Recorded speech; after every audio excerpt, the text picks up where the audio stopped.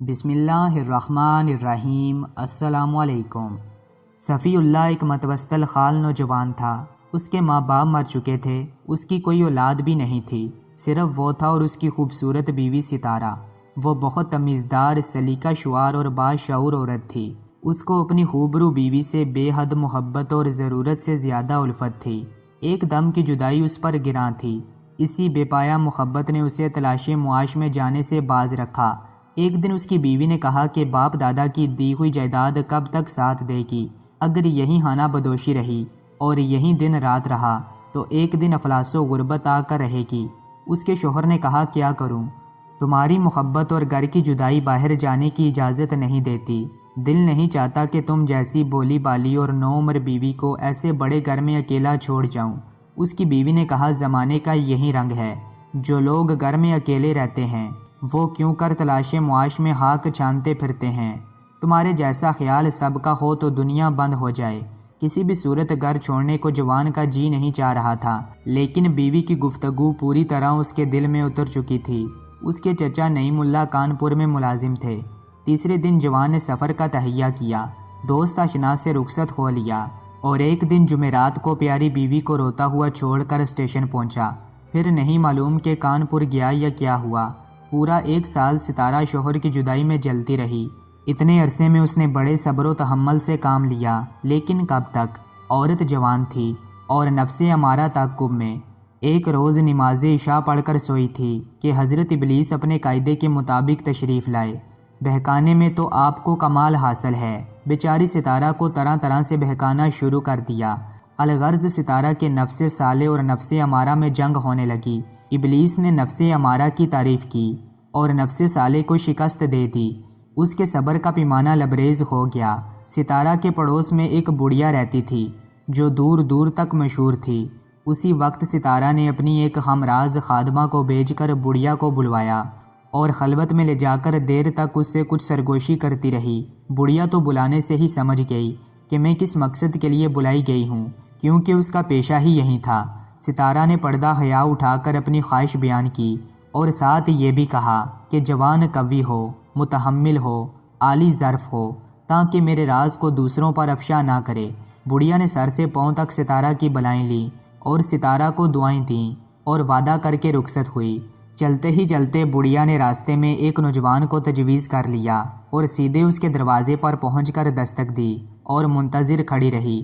تھوڑی دیر بعد ایک نوجوان دروازہ کھول کر باہر آیا۔ پوچھا بڑھیا کون ہو؟ بڑھیا نے کہا میں ہوں آپ کی لونڈی۔ جوان نے بڑھیا کی صورت دیکھی اور کہا آخر تو ہے کون؟ میں نہیں پہچانتا۔ بڑھیا نے کہا صاحبزادے ذرا اندر چلیے، تنہائی میں عرض کروں گی۔ جوان بڑھیا کو لے کر اندر آ گیا۔ بڑھیا نے نوجوان کو تنہا پا کر پہلے تو جیسے پیشہ وروں کا طریقہ ہوتا ہے ایک طویل تمہید بیان کی۔ تمہید کے بعد ستارہ کے حسن و جمال کی بے حد ستائش کی۔ جب دیکھا کہ جوان پر اس کے جادو نے اثر کر لیا ہے تو اس نے اصلی مقصد بیان کیا۔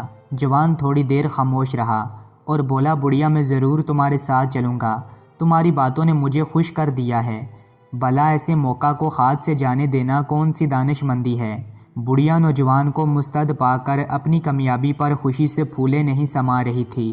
جوان اسی وقت کمرے کے اندر داخل ہوا، مٹی کا ایک لوٹا ہاتھ میں لے کر چل کھڑا ہوا۔ بڑھیا بھی اس وقت نوجوان کو لے کر ہنستی کھیلتی آگے آگے چلنے لگی۔ کچھ دور جا کر نوجوان نے بڑھیا سے کہا مجھے استنجا کی ضرورت محسوس ہو رہی ہے، تم 5 منٹ رکو، میں فارغ ہو کر پھر اسی جگہ آ جاؤں گا۔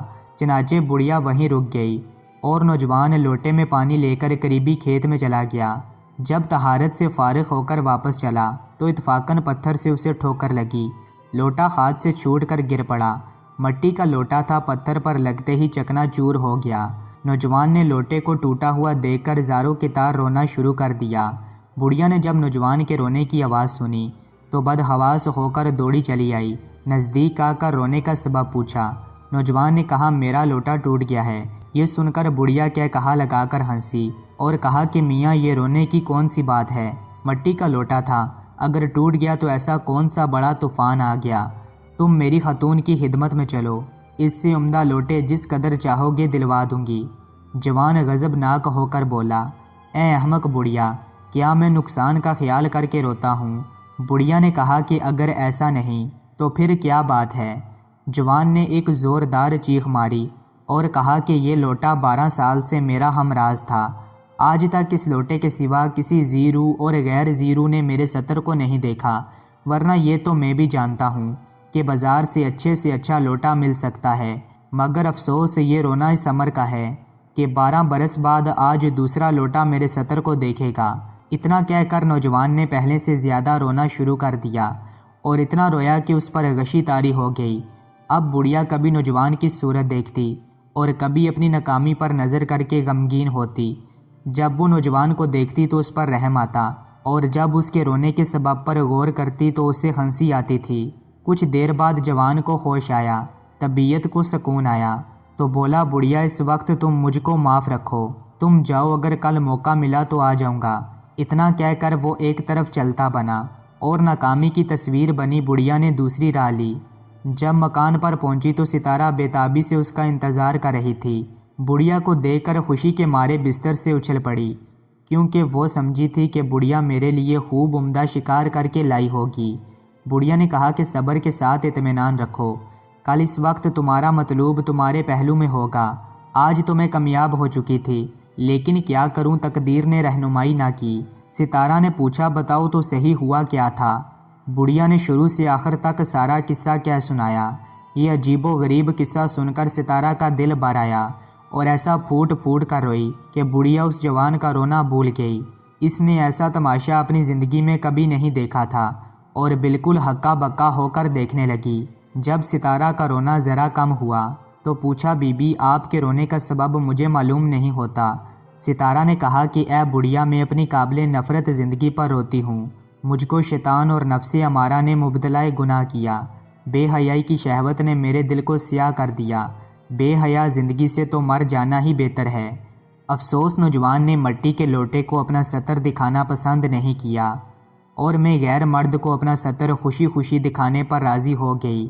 خاوند کا خیال بھی نہیں آیا اور اس کی سالہ سال محبت کو بھی میں بھول گئی۔ بڑھیا ستارہ کی باتیں سن کر دم بخود رہ گئی۔ اس پراثر تقریر نے اسے ایسا مدہوش کر دیا کہ اسی وقت بڑھیا نے ستارہ کے ہاتھ پر توبہ کر لی۔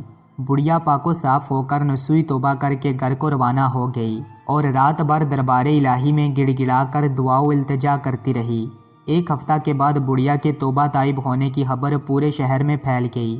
اللہ تبارک و تعالیٰ کو بھی ان دونوں پر رحم آ گیا۔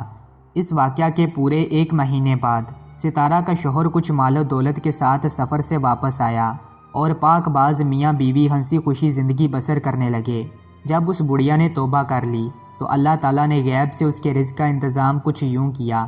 ستارہ کا شوہر چونکہ کافی مال و دولت کما کر لایا اور اس کا شمار شہر کے امیروں میں ہونے لگا، گھر کا چلن دوسرا ہو گیا، اس لیے اس کو ایک تمیز دار عورت کی ضرورت محسوس ہوئی جو امور خانہ داری میں ستارہ کی مدد کرے اور اس کا ہاتھ بٹائے۔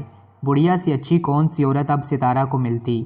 اس نے غنیمت جان کر بڑھیا کو بلا لیا اور بڑھیا نے اسی کو غنیمت جان کر اپنی ساری زندگی نہایت عزت اور خیر خواہی کے ساتھ گزار دی۔